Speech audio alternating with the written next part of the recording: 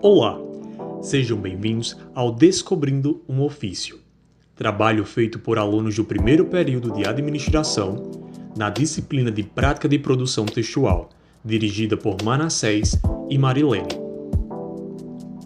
Guiados por minhas explicações, a Giana Catarina, Jennifer, Clara, Ian e Arthur, vocês aprenderão e entenderão como funciona a estrutura, tipos, características e muito mais sobre um ofício. Vamos lá? Oi, me chamo Jennifer e hoje estou aqui para informar o que é um ofício. Um ofício é um documento formal que serve para comunicação oficial entre instituições, órgãos públicos, empresas ou indivíduos.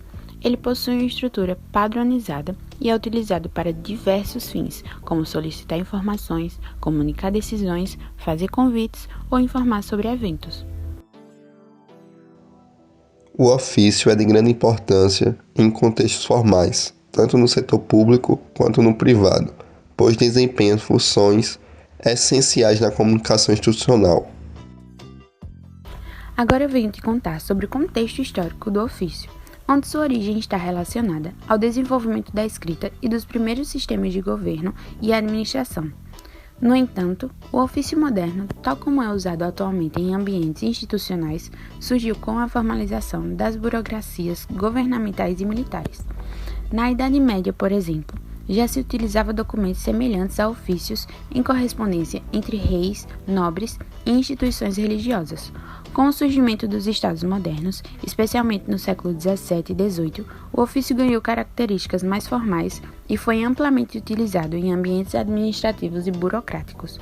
No Brasil, o ofício começou a se consolidar como um documento oficial durante o período colonial, quando a administração pública era fortemente influenciada pelos moldes portugueses. Ao passar do tempo, especialmente com a estruturação do Estado brasileiro, o ofício passou a ser um documento padrão para a comunicação entre órgãos públicos e autoridades e outras instituições. Portanto, não há uma data exata para sua criação, pois ele evoluiu ao longo dos séculos junto com o desenvolvimento das estruturas de governo e da escrita formal. Agora vocês conhecerão os tipos de ofício. Ofício circular é um documento usado para informar comunicados internos para integrantes de uma mesma instituição. Ofício de solicitação é usado para solicitar, reivindicar ou comunicar algo para algum órgão público ou empresa. Ofício de convocação é usado para convocar pessoas para reuniões, eventos ou atividades. Ofício de agradecimento é usado para expressar agradecimento a uma pessoa ou instituição por algum serviço prestado. Ofício-resposta responde a um ofício anterior, esclarecendo dúvidas ou fornecendo informações solicitadas. Ofício interno, utilizado para comunicar-se dentro de uma mesma organização ou instituição. Ofício de encaminhamento, utilizado para encaminhar documentos, processos ou solicitações para outro setor ou instituição. Ofício de despacho, utilizado para comunicar decisões ou orientações administrativas. Agora que vocês conheceram os tipos, vamos entender quais são as características de um ofício. Pois bem, o ofício ele possui 5 características e a primeira delas é a formalidade, pois é um documento usado em ambientes corporativos e governamentais. Depois vem a objetividade, pois é um texto que vai direto ao ponto, evitando qualquer tipo de subjetividade. Além dessas duas, vem a terceira, que é a estrutura padrão. A estrutura será em breve aprofundada por outro integrante do grupo, mas apresentarei a vocês a estrutura simplista padrão, que possui cabeçalho, destinatário, texto, despedida e assinatura. Além dessa característica, tem a linguagem formal e impessoal, pois um ofício ele não pode de forma alguma ter expressões coloquiais como gírias e muito mais. tem que ser com tom respeitoso e profissional.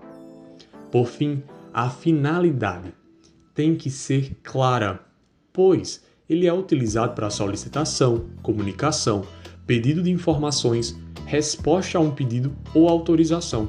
Então, qualquer um desses tópicos precisam estar muito bem claros e evidenciados no ofício. Estrutura do ofício. Para fazer um ofício é importante seguir esse modelo. O primeiro é o cabeçalho, apenas na primeira página do documento, centralizado com o nome do órgão oficial. O segundo é a identificação do expediente, formado pelo nome do expediente, depois número, ano e a sigla do setor. O terceiro é data e local, onde está sendo expedido o documento. O quarto é o destinatário, nome, cargo e endereço de quem receberá o documento. O quinto é o assunto, onde fica a ideia geral do conteúdo do documento. O sexto é o texto do documento, onde tem que ter introdução, desenvolvimento e conclusão do assunto tratado. O sétimo é a despedida ou fecho de comunicação, como atenciosamente ou respeitosamente para autoridades. O oitavo é a identificação do signatário, identificação de remetente, com nome e cargo ocupado. Vale ressaltar que é importante revisar os textos para evitar erros e manter um tom claro e objetivo. Por fim, vocês sabem quais são os erros comuns de acontecerem em um ofício? Para os que estão ouvindo esse podcast na sala de aula, com certeza, pois eu irei falar aqui os mesmos erros que falei na apresentação, que são 8. O primeiro deles é a falta de clareza e objetividade, pois possuir mensagens vagas ou longas demais prejudicam e podem dificultar a compreensão do ofício.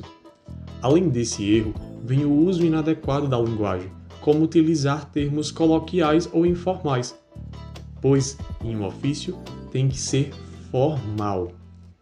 Além desses dois, vem o erro de formatação, que seria o mesmo de não seguir as normas da ABNT quando você vai produzir as referências de um trabalho acadêmico ou outros trabalhos. Margens incorretas, espaçamentos irregular ou fontes não padronizadas comprometem a apresentação. O quarto erro é a ortografia e gramática. Erros ortográficos e gramaticais prejudicam a credibilidade do documento. Depois vem a falta de identificação correta do destinatário. Endereçar o ofício à pessoa errada ou usar o título incorreto acaba se tornando uma perda de tempo. Depois vem a ausência de informações essenciais, pois não incluir dados importantes como número, protocolo, data ou assinaturas compromete o ofício. O sétimo erro é o excesso de informações, detalhar além do necessário, desviando do objetivo principal. Por fim, o tom inadequado. O ofício deve ser formal, mas ser excessivamente formal ou informal pode gerar desconforto. Pois bem, esses foram os erros, características, tipos e muito mais sobre o ofício. Espero que tenham gostado e até mais. Tchau, tchau!